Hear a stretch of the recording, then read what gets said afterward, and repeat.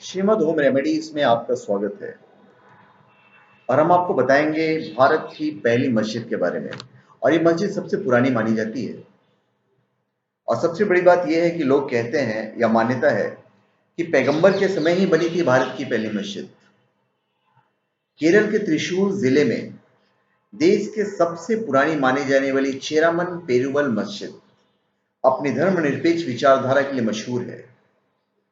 माना जाता है कि भारत की पहली मस्जिद पैगंबर इस्लाम हजरत मोहम्मद के जीवन के दौरान ही केरल के कोंडुगुलर क्षेत्र में बनाई गई थी। यह मस्जिद वैसे तो कई बार निर्माण की प्रक्रिया से गुजर चुकी है, लेकिन अब उसकी पुरानी शक्ल बहाल करने की तैयारी में है, जैसे बनाई गई थी।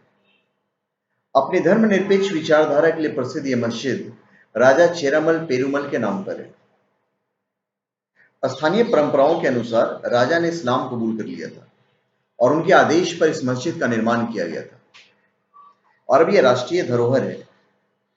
मस्जिद के प्रबंधन समिति के अध्यक्ष डॉक्टर मोहम्मद सईद के अनुसार मौजूदा इमारत के भीतर भाग 15वीं सदी का ही है। पहले इस जगह पर बौद्ध धर्म का पूजा स्थल था। इस इलाके में और भी कई प्राचीन मस्जिदें हैं जो स्थानीय वास्तुकला की विशिष्ट शैली को दर्शाती है।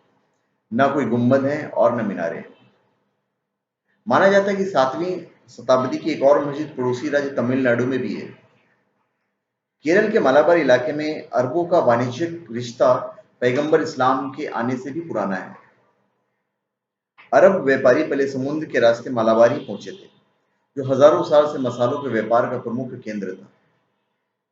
क्षेत्र की ऐतिहासिक विरासत को सुरक्षित रखने के लिए सरकार ने यहाँ की प्राचीन मुजरी बंदरगाह के नाम से एक परियोजना शुरू की थी और अब यह चेरामन मस्जिद को उसकी पुरानी शक्ल में लौटाने की तैयारी में है।